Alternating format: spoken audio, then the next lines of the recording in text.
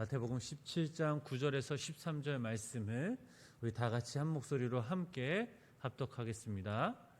저희가 산에서 내려올 때에 예수께서 명하여 이르시되 인자가 죽은 자 가운데서 살아나기 전에는 본 것을 아무에게도 이르지 말라 하시니 제자들이 물어 이르되 그러면 어찌하여 서기관들이 엘리야가 먼저 와야 하리라 하리이까?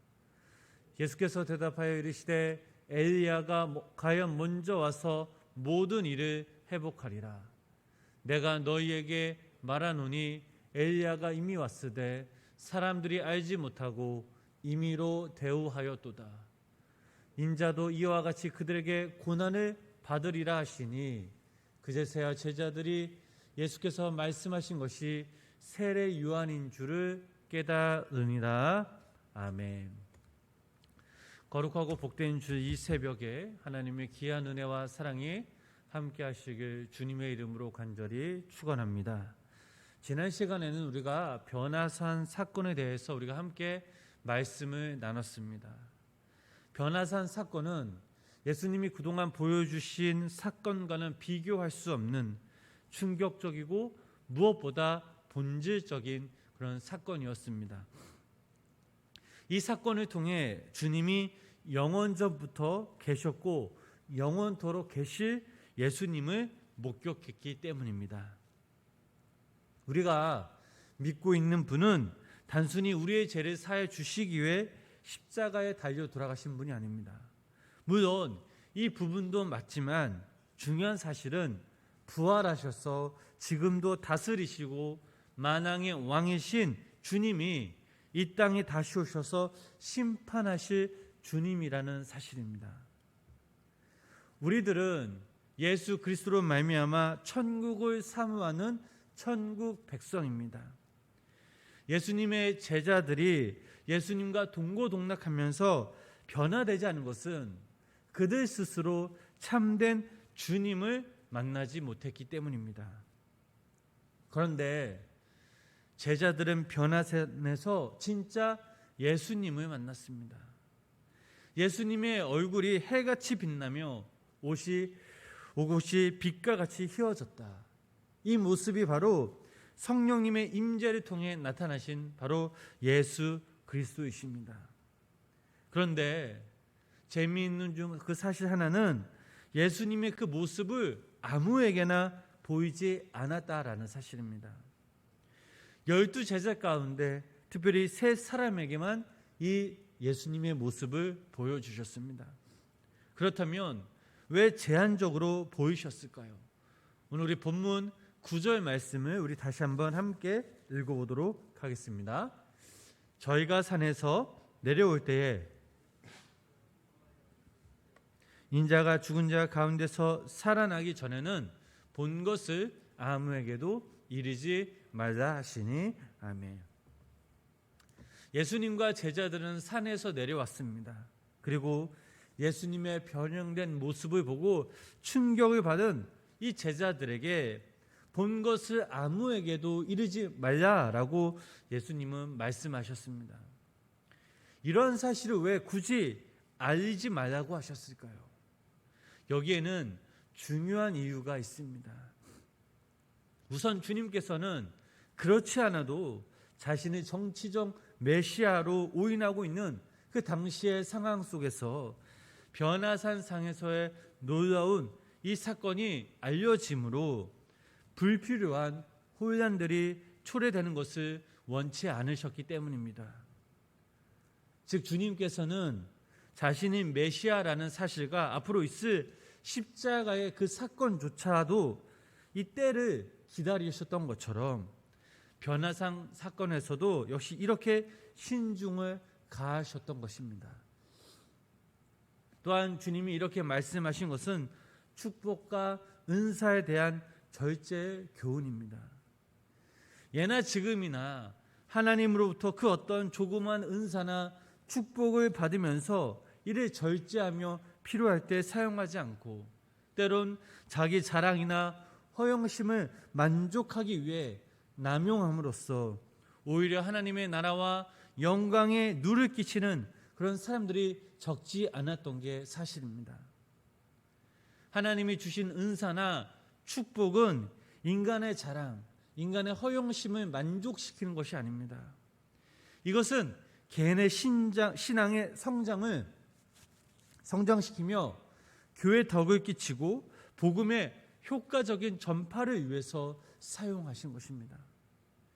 예수님이 제자들에게 당부하신 말씀도 이와 동일한 맥락입니다.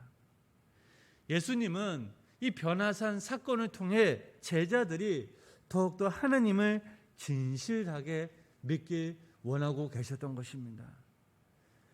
오늘 저희들이 읽은 이 본문 말씀 속에서 한 가지 더 중요한 교훈을 우리는 발견할 수가 있습니다.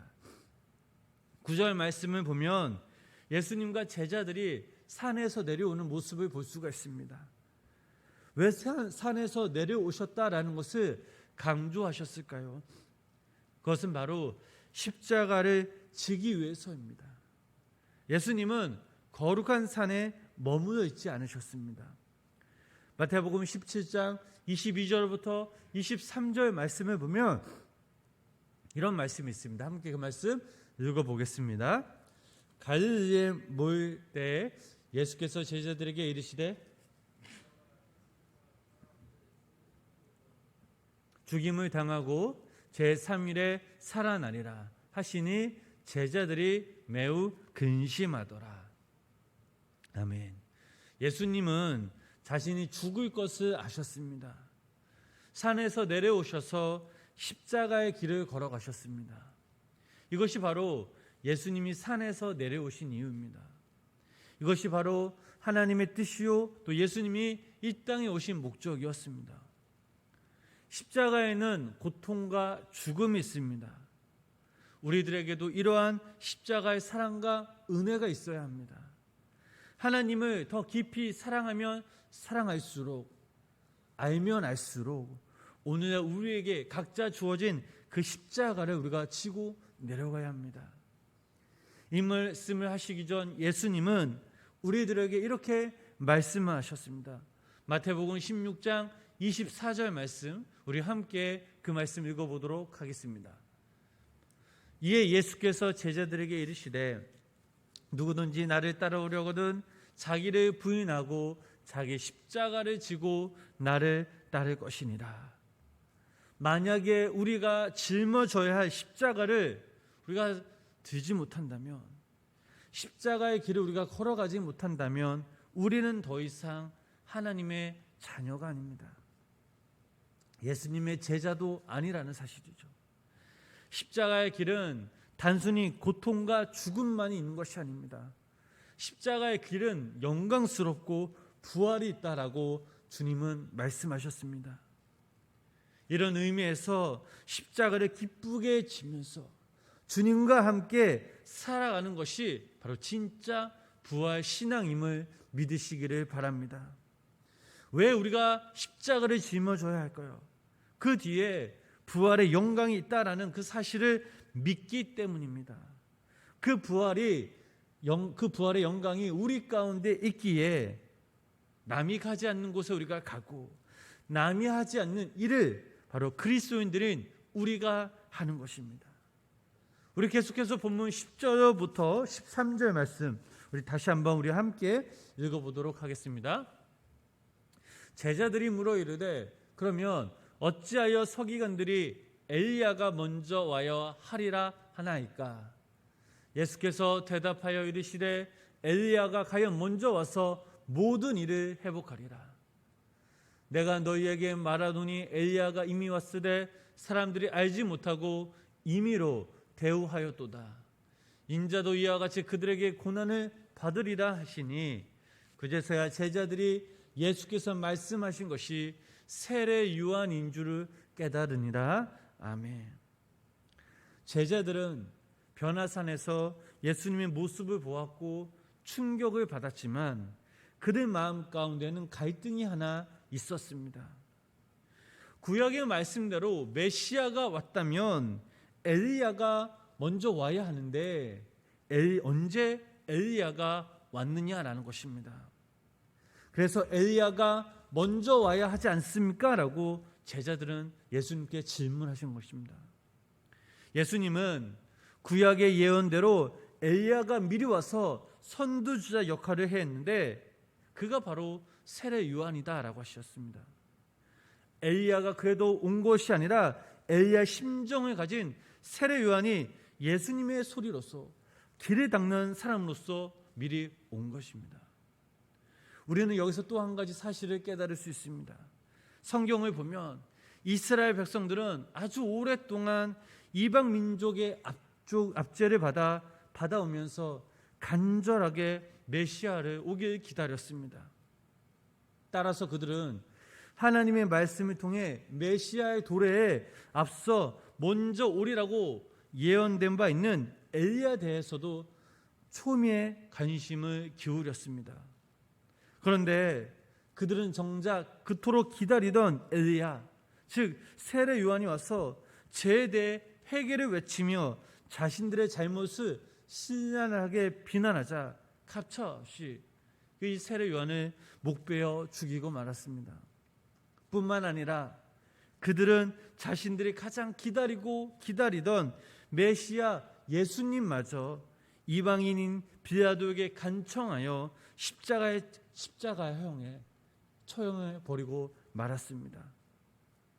그렇다면 이스라엘 백성들은 자신들이 그토록 고대하며 기대하며 엘리야 메시아를 왜 이토록 허망하고도 처참하게 죽이는 그런 실수를 범했던 것일까요?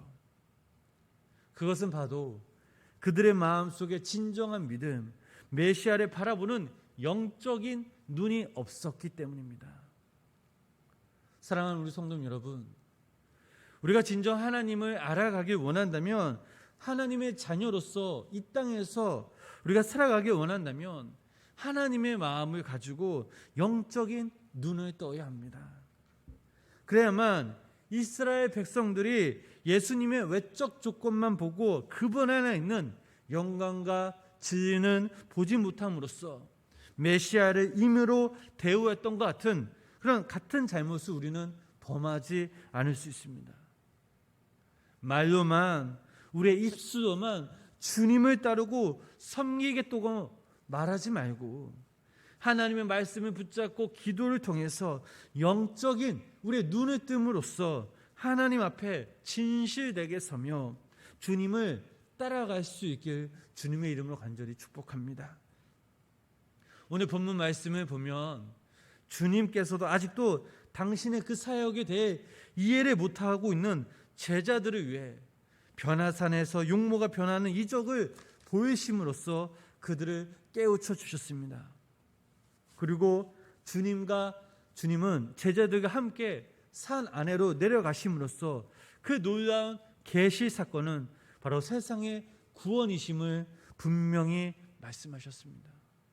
그러므로 여기 우리 성도님들, 또 영상을 통해 예배드신 우리 성도님들은 하나님께서 우리들에게 주신 각각 은혜와 복을 주실 때에 이 모든 것들에 대해 취해 안주하지 말고 죄와 고통으로 신음하고 있는 세상을 향해 우리의 삶의 현장에서 하나님의 뜻과 하나님의 영광을 위해 살아야만 하겠습니다.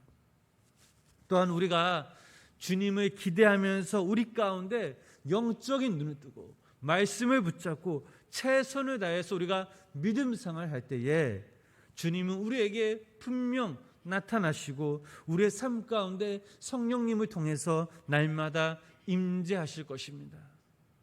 오늘 하루도 우리 성도님들 삶 가운데 우리의 통치자 되신 주님, 거룩한 왕이시며 역사의 주관자 되시며 우리의 삶을 이끄시고 인도하시며 복의 복을 주시는 그 주님을 의지하시며 나아가실 때에 하나님께서 주신 그 말씀, 하나님 주신 그 은혜를 사모하면서 기대하면서 기다리면서 무엇보다 우리의 영적인 눈을 떠 우리의 삶의 자리에서 하나님을 기쁘시게 하나님께 영광 돌리는 귀한 우리 성도인의 삶이 되길 주님의 이름으로 간절히 축원합니다.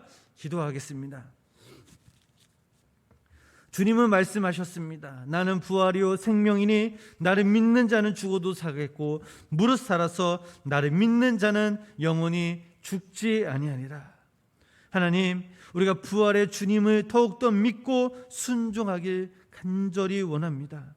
이 땅의 모든 주관자 되시고 우리의 삶의 주인 되신 주님을 더욱더 따르며 주님 안에 거할 수 있도록, 우리가 주님 안에 거할 수 있도록 우리에게 맡겨진 주님의 귀한 일들을 우리가 순종하면서 그 일들을 향하여 믿음으로 살아가는 성도님들 되게 하여 주시옵소서. 아버지 하나님, 우리가 아버지 하나님 말로만 그리스도인 되는 것이 아니라 형식적인 예배자로서 서는 것이 아니라 우리의 간절한 마음, 그 사모하는 마음, 우리의 삶을 주님께 드리며 믿고 맡길 때에 하나님, 우리 삶 가운데 복의 복을 주시고 하나님의 은혜와 평강의 복이 우리 삶 가운데 충만히 임하여 줘서 우리의 삶의 자리에서 하나님의 이름을 높이며 하나님께 영광 돌리며 하나님을 찬양하며 예배하는 귀한 믿음의 성도님들 되게 하여 주시옵소서. 하나님, 우리가 살아갈 때에 영적인 분별을 가지고 말씀의 삶의 기준으로 삼아 세상의 유혹, 세상의 죄악 가운데 우리가 서는 것이 아니라 주님이 걸어가신 그 길을 우리가 믿음으로 가게 하시고 주님의 바라보는 그곳에 우리의 시선도 그곳을 향하여서 언제 어디서나 우리가 더욱더 주님을 따르며 믿음으로 주님과 함께 동행하는 귀한 성도님들 되게 하여 주시옵소서. 하나님 아버지, 오늘은 거룩하고 복된 주일입니다. 우리가 가정에서 또 주님의 전에서 예배할 때에 우리가 신령과 진정으로 우리가 온 마음 다해 산제사 드리기 간절히 원하며 우리의 마음의 문을 열고 찬양하며 기도하며 말씀을 들을 때에 주님께 아멘으로 화답하게 하여 주시고 이 예배를 통해서 우리의 영과 육이 회복되어지는 놀라운 역사가 우리 가운데 임하게 하여 주시옵소서. 예수님의 이름으로 간절히 기도드렸습니다. 아멘.